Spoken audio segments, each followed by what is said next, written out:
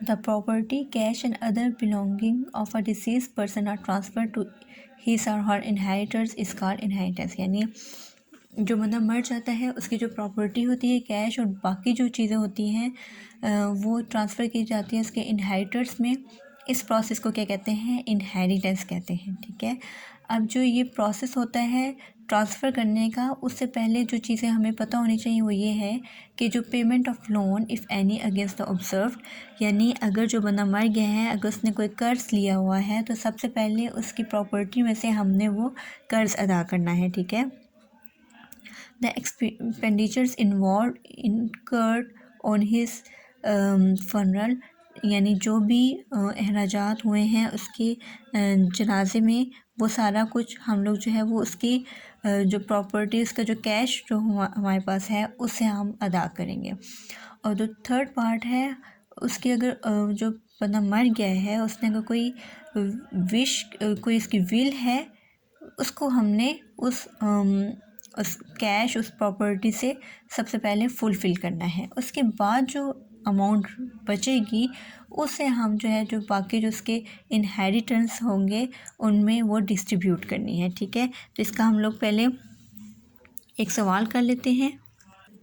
Question number 8 है, Sadia died living an inheritance of worth 569,000 a loan of 8,750 was against her, यानी उसने loan लिया हुआ था इतने अमाउंट का, and 26,440 incurred on his funeral, यानी उसके जो जनाजे पे जो अखराजात आए हैं वो इतने आए हैं। आफ्टर मेकिंग द पेमेंट्स, इन सब पेमेंट्स को अदा करने के बाद her husband got 1/4 of inheritance, यानी ये सारी पेमेंट के बाद उसके हस्बैंड का कितना पार्ट होगा उसकी प्रॉपर्टी में? 1/4।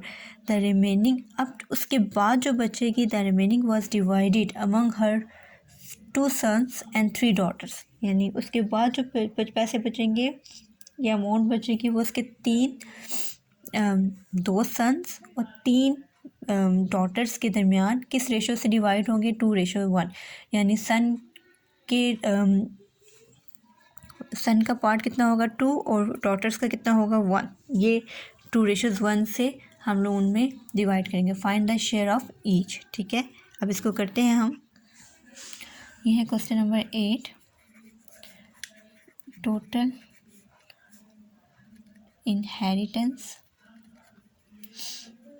वो कितनी है? ₹569,000। ठीक है, अब सबसे पहले जो उसने लोन लिया हुआ था उसको चेक करते हैं। लोन कितना था? लोन प्लस फनरल एक्सपेंडिचर, वो कितने अखराजात थे? ठीक है, ये पहले हम लोग इसके उसमें से माइनस करेंगे। लोन था 8,7,250 और फनरल पे कितने आए थे? 26,440। इन दोनों को ऐड करें तो क्या आ जाता है हमारे पास? रुपीज़ कितने आ जाते हैं? 113,690। ठीक है, इतने रुपीज़ आ जाएंगे। ठीक है, अब उसके बाद ये जो अमाउंट आई है इसको हमने इसमें से माइनस करना है, यानी जितनी अमाउंट होगी उसके जो फनरल उसने जो कर्ज लिया वो उसको माइनस करेंगे, तो बाकी जो अमाउंट बचेगी, तो डिविजिबल इनहेरिटेंस कितना रह जाएगा? जो डिविजिबल मतलब जो अब जो डिवाइड करेंगे इनहेरिटेंस वो कितना रह जाएगा? इसमें से इसको माइनस कर देंगे। 569, ठीक है, इसमें से इसको माइनस कर देंगे जो कि आपके पास आ जाता है रुपीज़।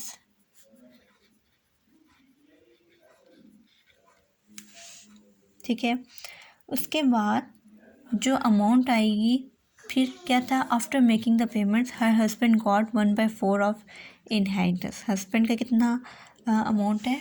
शेयर ऑफ हस्बैंड कितना है?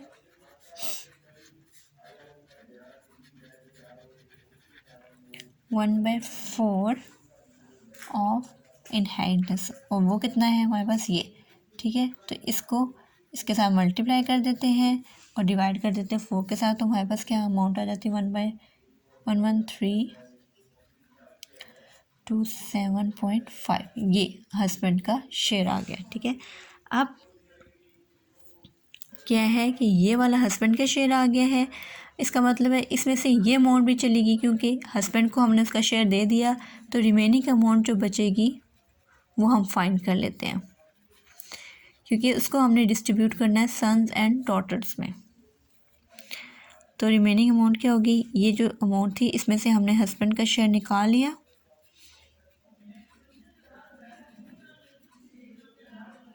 तो हमारे पास रिमेनिंग अमाउंट आ जाएगी 341,482.5। ठीक है, ये हमारे पास रिमेनिंग अमाउंट।